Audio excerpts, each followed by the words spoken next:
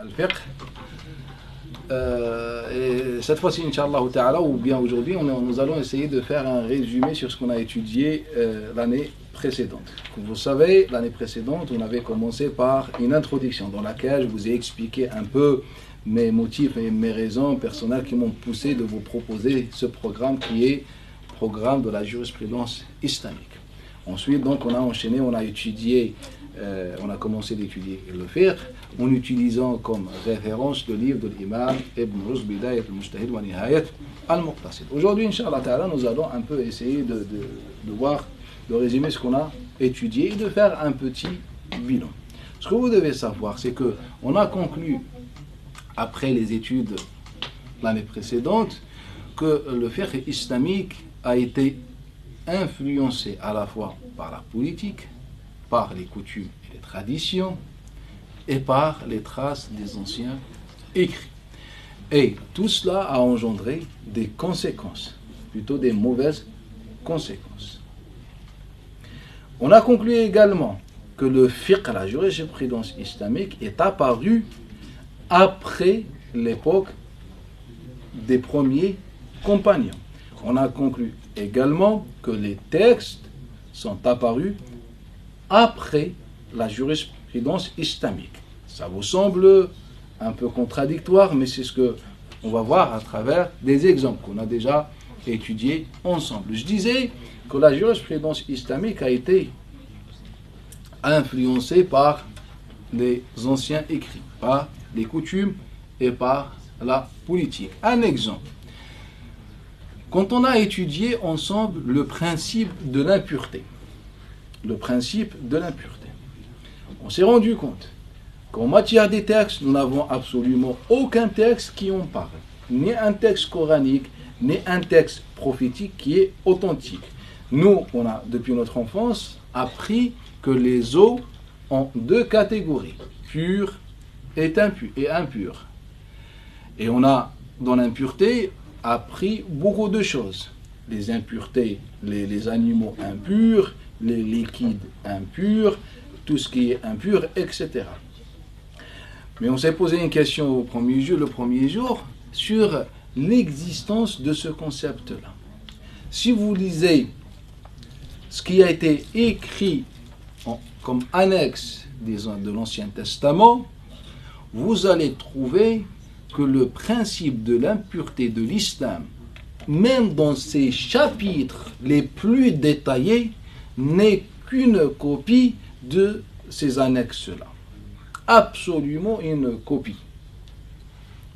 Et que les musulmans n'ont absolument rien apporté de nouveau.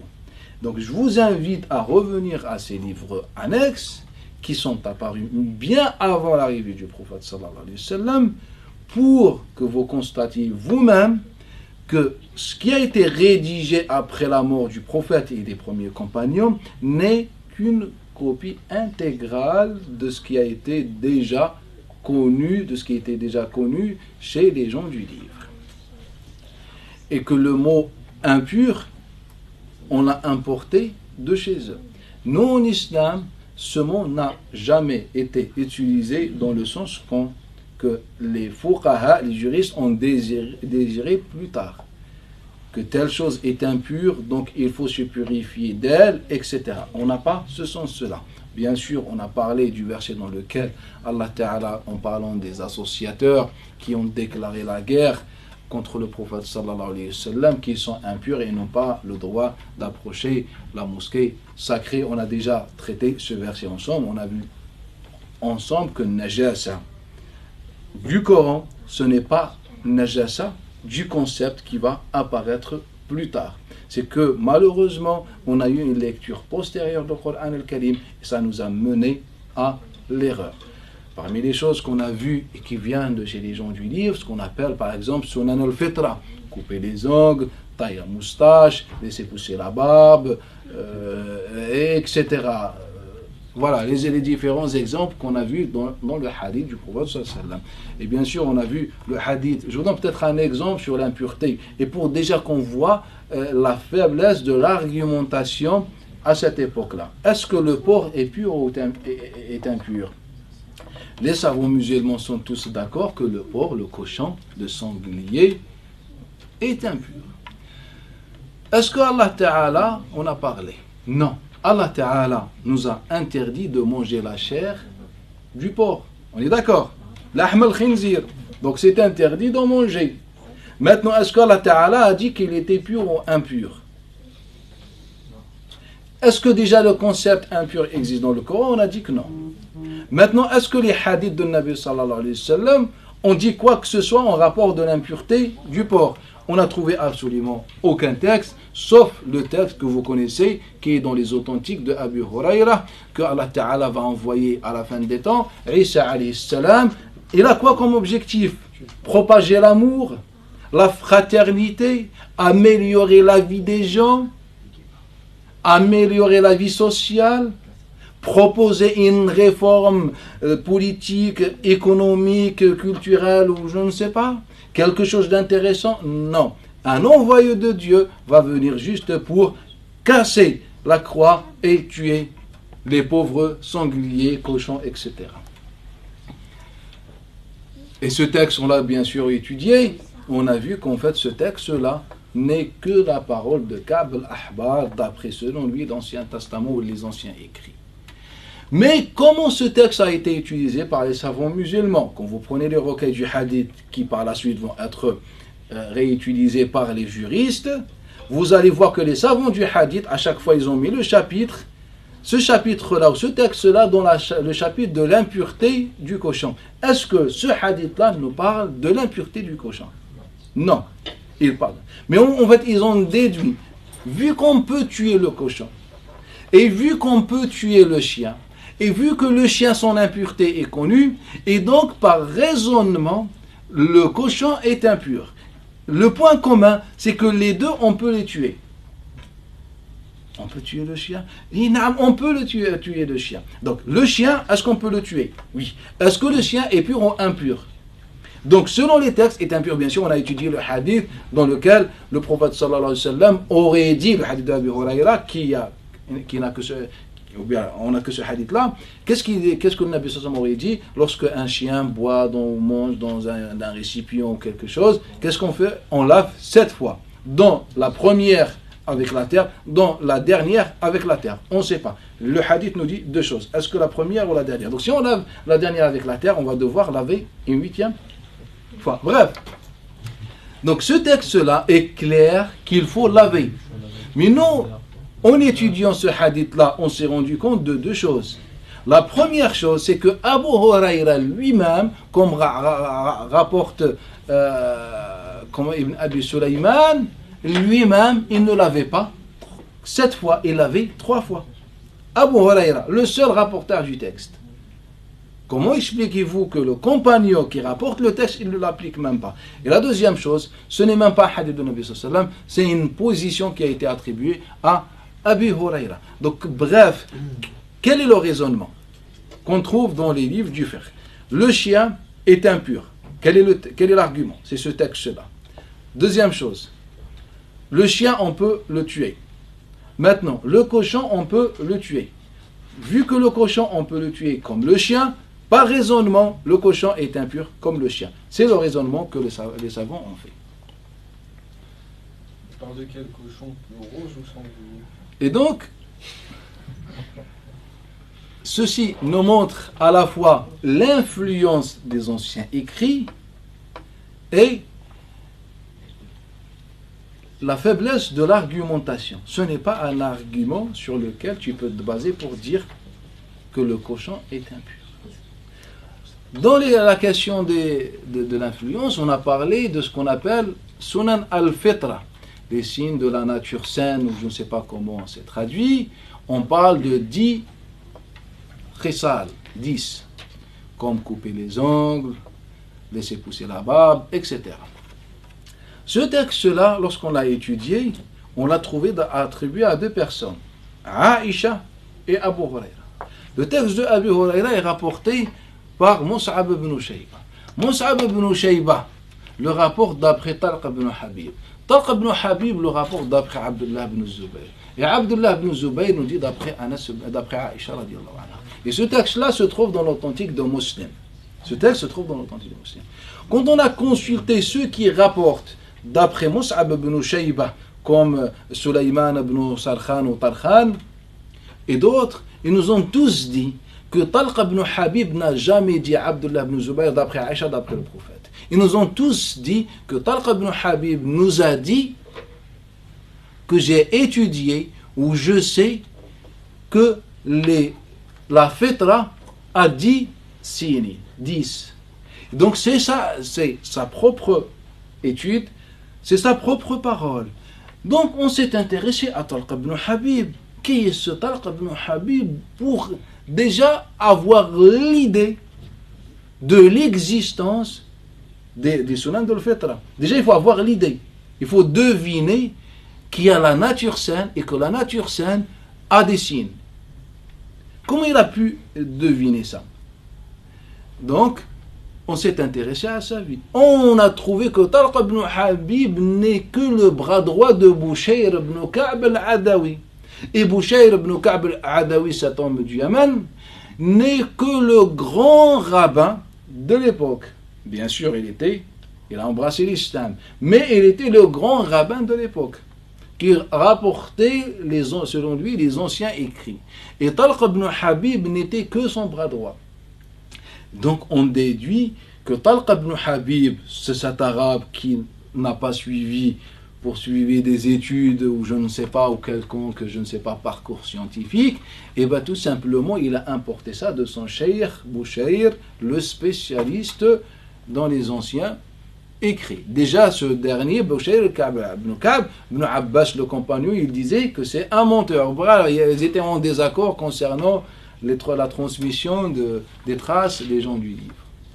Après on a le texte de Aïcha, de Abu Huraira, on a vu ensemble que c'est en final, c'est mawqouf, c'est la parole de Abu Huraira, et cette parole elle est plus ancienne que Abu Huraira, dite déjà par Ka'b al-Ahbar avant lui, sur la question de Sunan al-Fitra. Voilà, on a vu ensemble, en étudiant les chapitres de la purification, on a fini pratiquement la purification, il nous reste cette année qu'on va étudier la prière. Voilà, on a vu de nombreux exemples où on a constaté la présence des anciens écrits. On a vu aussi la présence des coutumes. La vision sur la femme de manière générale a beaucoup influencé les textes et l'apparition des textes. C'est que les Arabes depuis le premier jour avaient une vision particulière sur la femme. Suite à l'influence des gens du livre, car comme on a étudié, rappelez-vous l'année dernière dans l'histoire de Sira, la vie du prophète sallallahu, on a constaté, c'est ce que le Coran al-Karim confirme, c'est ce que les textes authentiques confirment, que les compagnons pendant les premières années de Medina ont été très influencés par le dogme juif. Ça, on l'a vu, confirmé par le Coran al-Karim et confirmé par le hadith, on l'a vu en détail.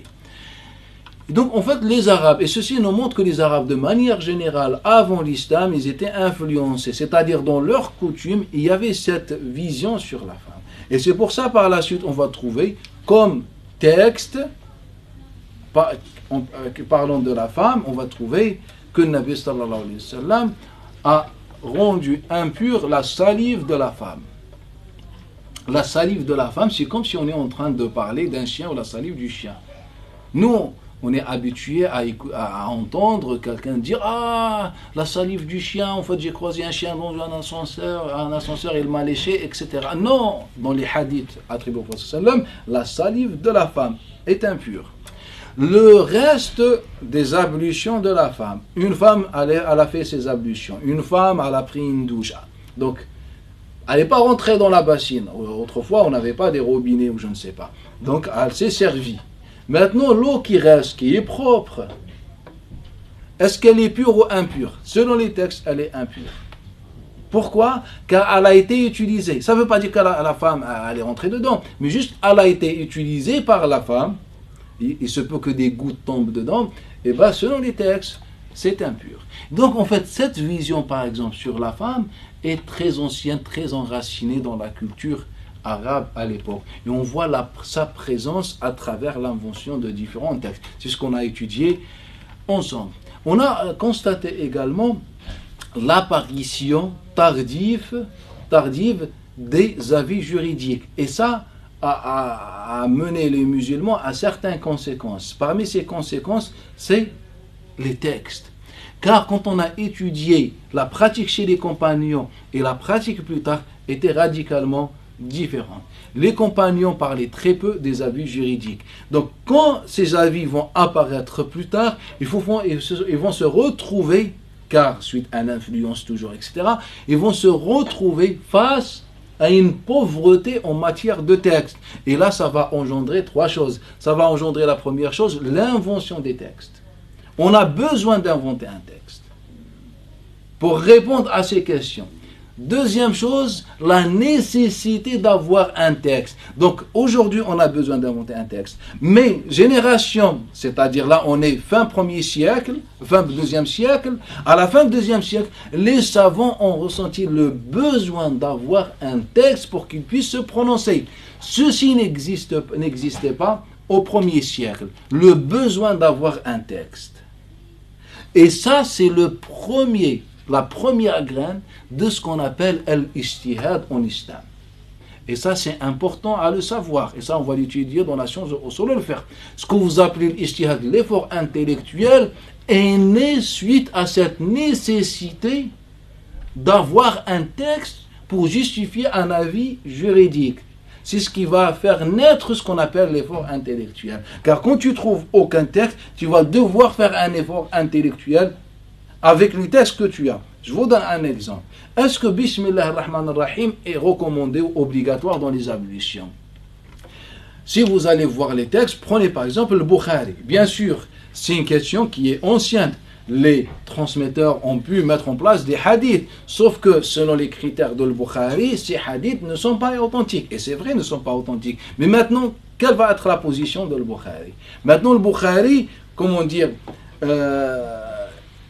il s'est fait piéger lui-même. Dans quel sens? C'est qu'il a dit il n'y a pas de hadith. Maintenant, il va devoir, alors qu'il est shafi'ite, et pour lui, Bismillah, c'est très recommandé pour les ablutions. Qu'est-ce qu'il va faire?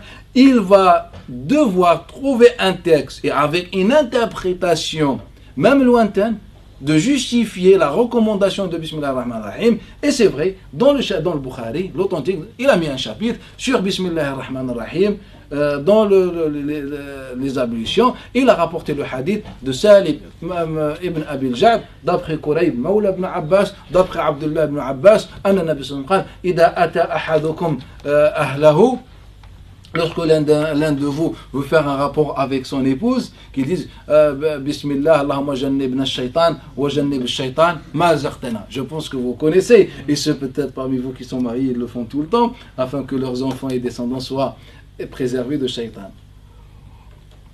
Donc selon ce texte, lorsque l'un de vous veut faire un rapport avec sa femme, il dit oh Allah Ta'ala, ou bien Bismillah, oh Allah Ta'ala, préserve-nous de shaytan et nos enfants. Voilà. Donc ce texte-là, quel est le rapport entre ce texte-là et les ablutions? Aucun rapport. Mais le Bukhari s'est retrouvé face au piège qu'il a fait sans être conscient. Il a dit il n'y a pas de hadith authentique. Mais lui, il sait que Bismillah est recommandé. Il sait que Bismillah. Sinon, car vous allez me dire, mais comment il n'avait pas d'abord la position et il a cherché un texte? Si.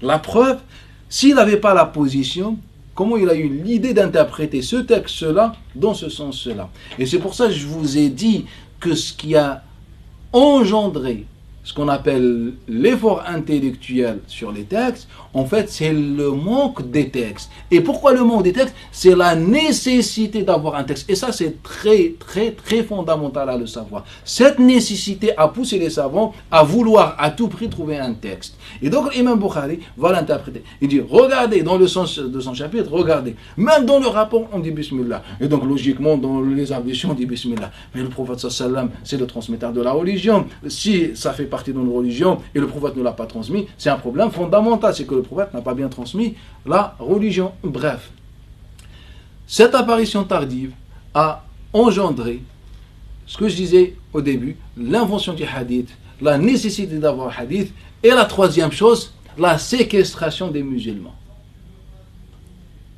Car d'un coup, il y a eu l'explosion du fiqh.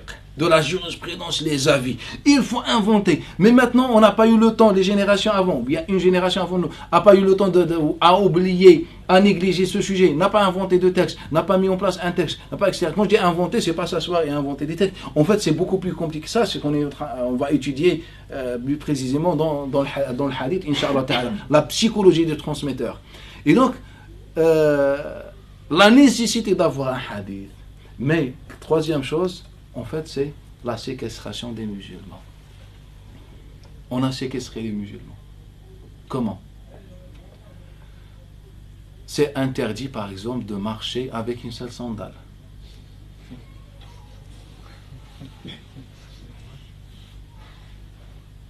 Regardez notre vie, comment elle est devenue. Regardez notre religion. Je ne sais pas. Je ne sais pas, j'ai pas fait attention, j'ai mon fils qui a pris une paire, il l'a jetée là-bas, et moi je prends la première, je la chausse, et après, est-ce que je peux marcher pour récupérer les autres? L'autre, c'est haram. Ça, c'est haram. Mais c'est quoi le mal dans ça? Mais le hadith se trouve dans l'authentique, mais ce n'est même pas ça. Concentrez-vous s'il vous plaît avec moi. On était dans l'exposition du fiqh. On inventait, deuxième chose, on avait besoin des textes, et quand on avait besoin des textes, c'est qu'on avait des avis différents. Quand on inventait, on avait des avis différents. Donc forcément, on va devoir se retrouver, nous, après, à chaque fois face à des hadiths qui se contredisent. Et dans l'authentique, on a deux textes. Celui de Ibn Omar, celui de Jabir. Ibn Omar nous dit c'est haram, c'est un péché. Et Jabir nous dit c'est halal. De marcher avec une seule sandale. La question qui se pose, le prophète, l'envoyé de Dieu, n'a rien à faire dans sa vie que de parler de cette question. Deuxième, n'a rien dans sa vie que de se contredire dans cette question, car les deux sont authentiques sur les savants musulmans. Et ça, en fait, ça reflète l'époque de l'invention du texte.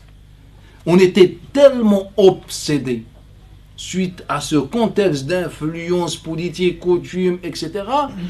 On était tellement obsédés par la question de la pratique, c'est qu'on a inventé des textes. Mais quand on a inventé des textes, chacun il invente selon ce qu'il est, par quoi il est convaincu. Donc on a dans l'authentique un hadith d'Ibn Omar, un hadith de Jabir. Est-ce que le prophète sallallahu alayhi wa sallam se contredit?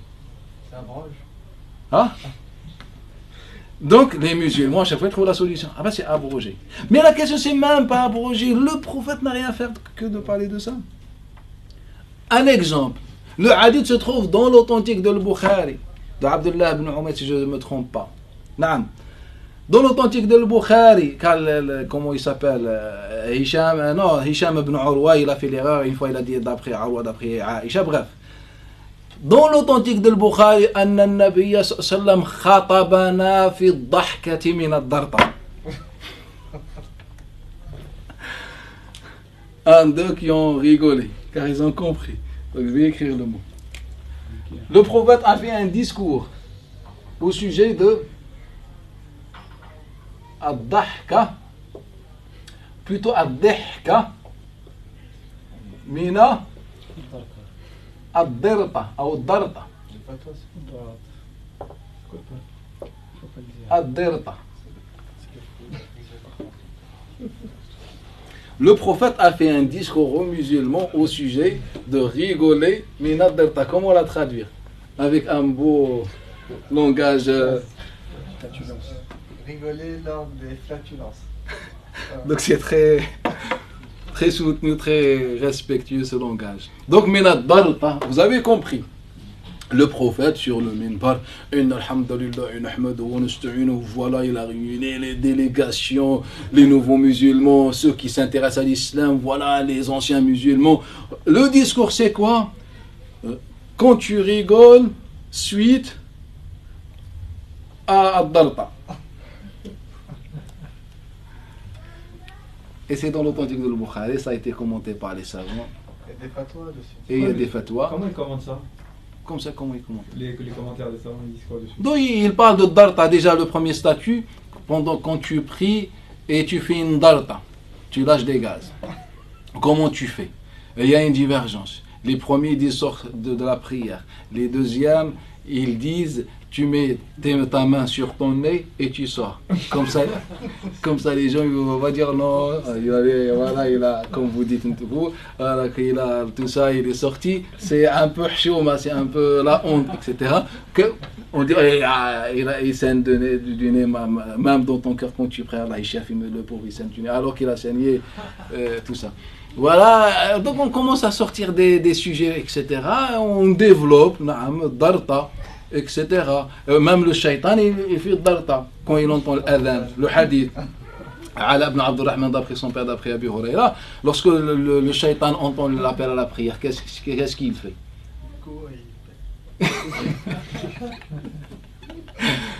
Pour faire du bruit, comme ça il n'entend pas. Al-Adhan, quel raisonnement. En fait, ça reflète wallahi, le niveau et l'état spirituel, psychologique, intellectuel de la personne. C'est que cette personne, il n'y a pas plus nul qu'elle.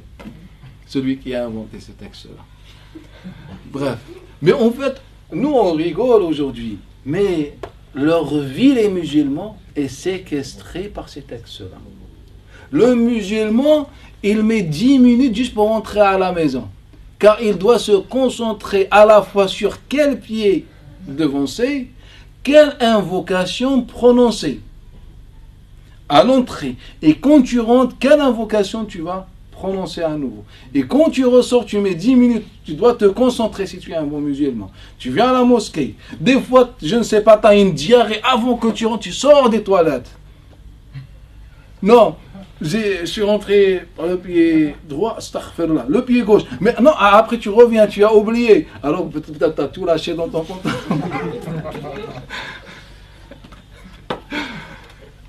Et quand tu ressors, tu dis refranak. C'est comme si en fait, je ne sais pas, tu as insulté Allah. Tu dis astaghfirullah. Mais subhanallah, c'est la nature, c'est ta nature. Allah t'a créé comme ça. Pourquoi tu dis astaghfirullah? Ça n'a aucun sens. Et quand tu rentres, mais le problème, tu as oublié d'apporter avec toi 3 pierres. Comme apparemment, selon le texte qui est dans l'authentique, le prophète, une fois, il a été faire ses besoins, il avait oublié d'apporter avec lui des pierres pour s'essuyer. Heureusement que Ibn Mas'ud, mais Ibn Mas'ud n'est pas présent avec chacun de nous. Nous, c'est la galère, nous, tu sors comme ça, ou je ne sais pas, débrouille-toi. Et donc, heureusement qu'il y avait Ibn Mas'ud, il dit, Ibn Mas'ud, j'ai oublié mes pierres. Et donc, Ibn Mas'ud, il a été chercher des pierres, il a ramené 3 pierres. Et quand il est dans le prophète, sallallahu alayhi wa sallam, je ne sais pas, il a fait comme ça, tiens, et voilà, et il lui donne. Et ben, Nabi sallallahu alayhi wa sallam se rend compte qu'il y a 2 pierres et un excrément d'un animal. Et là, le prophète sallallahu alayhi wa sallam, donc on n'a pas le droit d'invoquer Allah et de parler des hadiths quand on est en train de faire nos besoins. Là, le prophète sallallahu alayhi wa sallam, il fait une exception. Mais ya Ibn Mas'ud, ça c'est la nourriture des djinns. Les djinns, ils mangent des excréments des animaux. Bref, machallah, ça fait partie du régime alimentaire des djinns, etc. Nos frères djinns, les pauvres. Et donc il dit, désolé ya Rasulallah, et il court et il cherche une autre pierre. Et il dit, voilà, hakada ya Ibn Mas'ud, 3 pierres. Donc quand tu vas aller aux toilettes, tu dois penser à devancer ton pied droit, à dire al-dhikr, ton épaule si droite, et tu dois penser à apporter avec toi 3 pierres. Mais tu me dis aujourd'hui on a l'eau. Mais je vous dis, en fait l'eau, le prophète ne l'a jamais utilisée. On dit c'est une tribu qui utilisait l'eau et que Nabi, après pratiquement à la fin de sa vie, il a appris ce qu'il faisait. Il leur a dit subhanallah, leurs femmes elles font ça pour se nettoyer. Ben on fait comme eux, c'est-à-dire pendant toute la vie les musulmans étaient sales. Et donc on apprend tout ça. Mais c'est pas que ça. Quand tu vas au travail, comment tu manges, quand tu dors, comment tu dors sur le côté droit, tu mets tes mains, ta tête sur tes mains comme ça, il y a une façon, et après il y a le dhikr, quand vous prenez, en fait il y a un recueil, c'est pas un dhikr, il y a un recueil du hadith juste pour les invocations que tu dois faire avant le sommeil, c'est-à-dire quand tu finis, tu regardes l'heure, c'est l'heure du travail, en fait c'est le lendemain matin. Si tu veux bien appliquer soi-disant ces textes-là. Alors que je n'ai jamais vu dans un texte qu'un compagnon, que le prophète sallallahu alayhi wa sallam faisait ces décrets-là. Et c'est ce qu'on va étudier de toute façon. Donc, juste, je vous rappelle un peu ce qu'on avait étudié. Donc, ces textes-là, en fait, on séquestrait malheureusement, et ils nous séquestrent, nous, les musulmans. Comme ça a été le cas. Comment expliquez-vous en 23 ans, le prophète et les musulmans ont changé le monde? Pas en 23 ans, en 10 ans, car on ne compte pas les 13 premières années.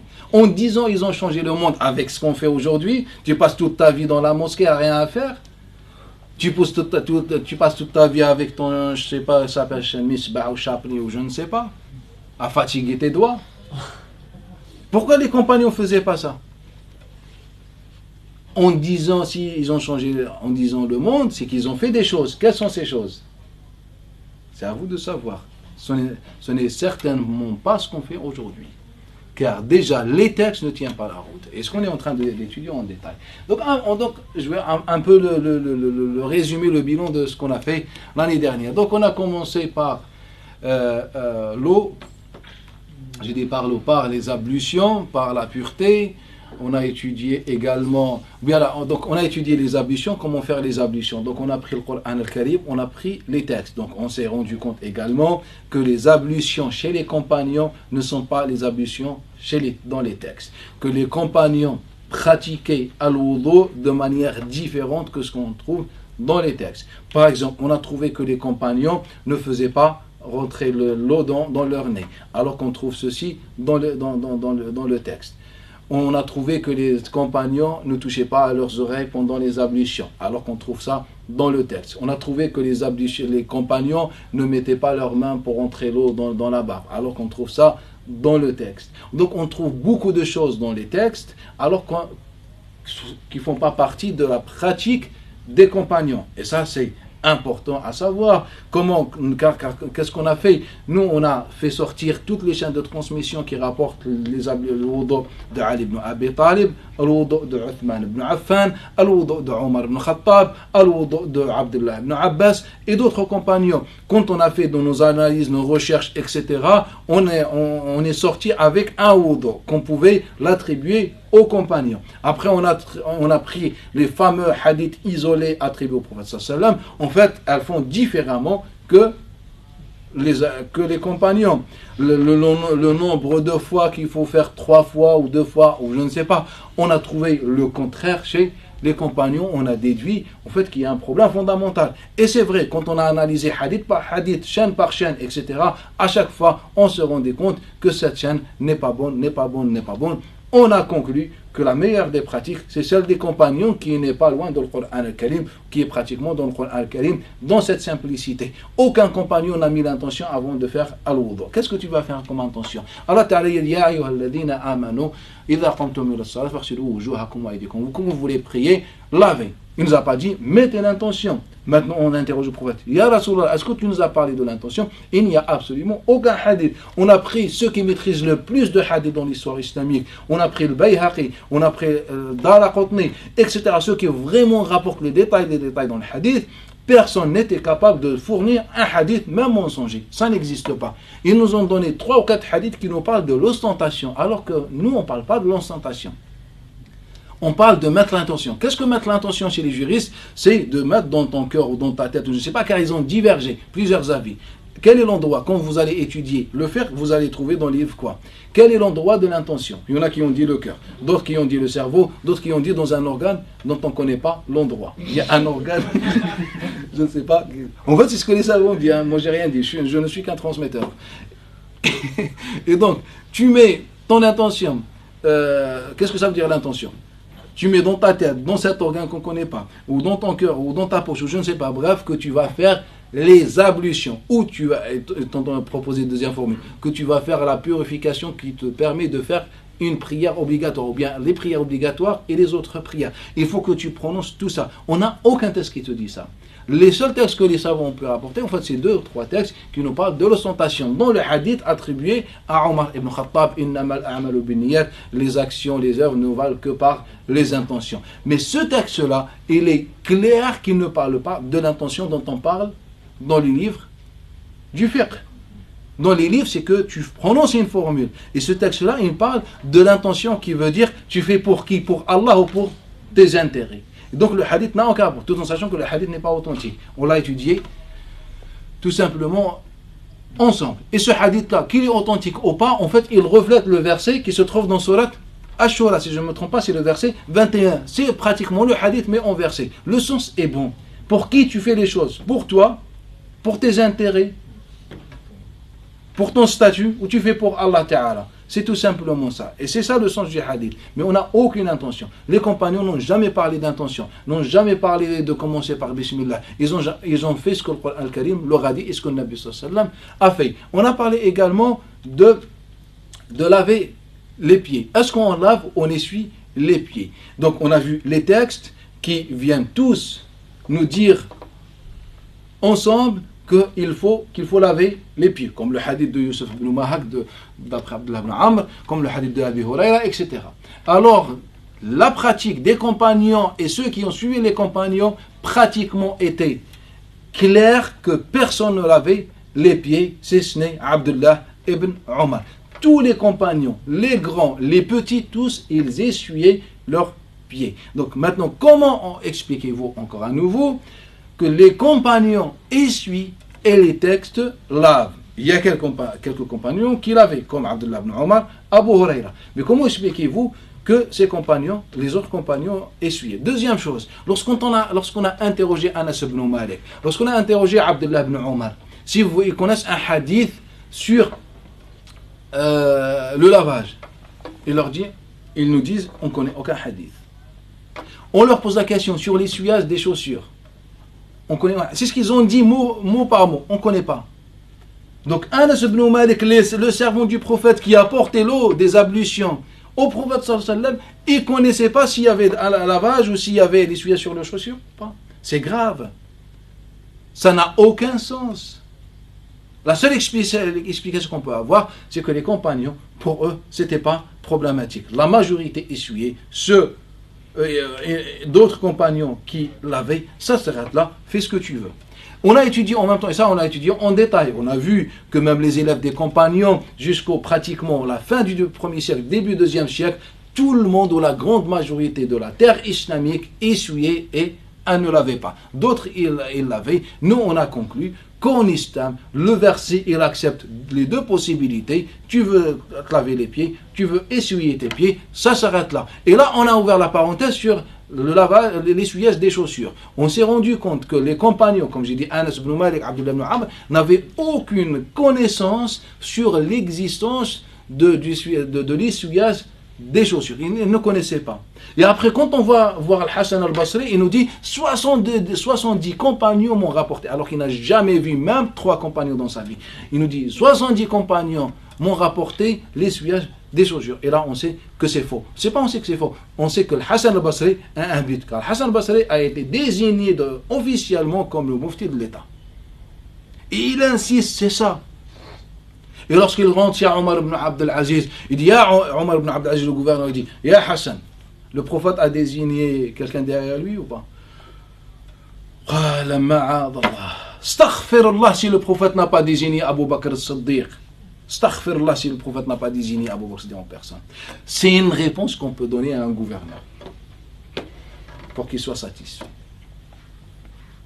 Bref. Après, on a étudié la pratique des compagnons. On a vu que les compagnons essuyaient leurs pieds, que les compagnons essuyaient leurs chaussures. Et que la notion du temps et la notion de l'état n'ont existé que plus tard. Qu'est-ce que ça veut dire ça? C'est que mettre ton pied dans l'état de pureté, c'est-à-dire qu'il faut avoir tout d'abord les ablutions et quand tu mets tes chaussures pour que tu puisses faire ça, cette notion est apparue beaucoup plus tard. Et la deuxième chose, la notion du temps. C'est pour ça, jusqu'au 2e siècle, des savants musulmans, comme Malik et d'autres, ils étaient contre ce principe-là. 3 jours et 3 nuits pour le voyageur et pour les autres 1 jour et 1 nuit, c'est-à-dire 5 prières. Ça est apparu beaucoup plus tard. Donc on a étudié le hadith de Qasim ibn Mukhaymira et les autres. On a vu que ce n'était pas vrai. On a vu que la pratique des compagnons, c'est d'essuyer ce que tu as sur tes pieds. Si tu as des pieds nus, tu peux essuyer les pieds. Si tu as des chaussures, tu vas essuyer tout simplement tes chaussures. Si tu préfères te laver, tu peux te laver. Ça s'arrête là. La pratique était saine, était normale de cette façon. Tout le monde était d'accord sur l'acte de l'autre, sur la façon de l'autre. Et non, après l'établissement des écoles, après l'établissement des recueils, maintenant il fallait qu'on choisisse soit la vie, soit la mort. Si tu choisis l'essuyage, chiite. Si tu choisis le lavage, Ahl Sunnah wal Jama'a. Et moi je m'en fiche de Ahl Sunnah wal Jama'a, je m'en fiche de Shia, je cherche les arguments, ce que Allah Ta'ala m'a dit, et ce que le Nabi sallallahu alayhi wa sallam et les compagnons ont fait. Et nous on cherche le texte. Je ne cherche pas à gagner le cœur de mon groupe ou ma tendance. Et donc, peu importe ce que telle ou telle tendance va faire par la suite, les textes chez les compagnons sont clairs. La majorité essuyée, minorité lavée. Concernant les chaussures, on peut essuyer. C'est-à-dire, aujourd'hui, j'ai mis mes chaussettes, mes chaussures, mes sandales, mes bottes, je ne sais pas, j'ai mis même un bateau dans mes pieds. Et je suis sorti de chez moi, ou je suis rentré de chez moi, j'avais les ablutions, j'avais pas les ablutions, les compagnons essuyaient. Si quelqu'un préfère se laver, il se lave, et ça s'arrête là. Donc ça, on l'a étudié dans le détail. Donc on a étudié la façon des ablutions, on a étudié ensuite la menstruation chez les femmes. Et on a découvert que tout ce chapitre, alhamdulillah, se repose sur la façon de faire d'une femme de la tribu de Taïm.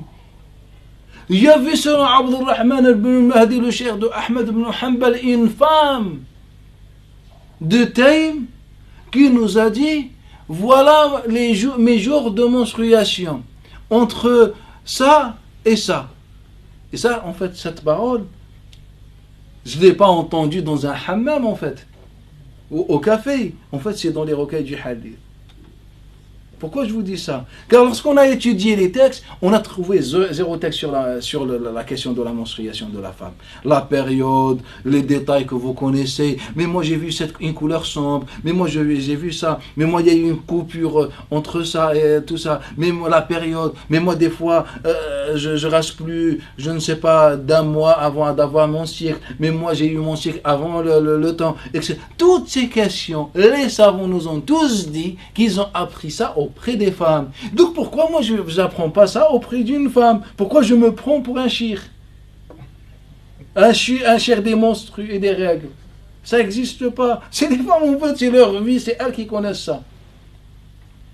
Abdurrahman ibn al-Mahdi, ce n'est pas le shir du hadith. C'est le père spirituel de ce qu'on appelle la science du hadith. Abdurrahman, il n'y a pas plus que lui. Il nous dit, j'ai appris ça avec une femme de Taïf.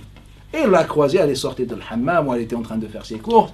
Et il a dit, autrefois on pouvait parler avec les femmes. C'était pas encore trop haram, c'était juste chouïa haram. Et donc, il a dit, ya Amatallah, parle-moi. Elle m'a dit, moi, mes règles, c'est ça. Et donc, Abdurrahman m'a dit, a transmis ça.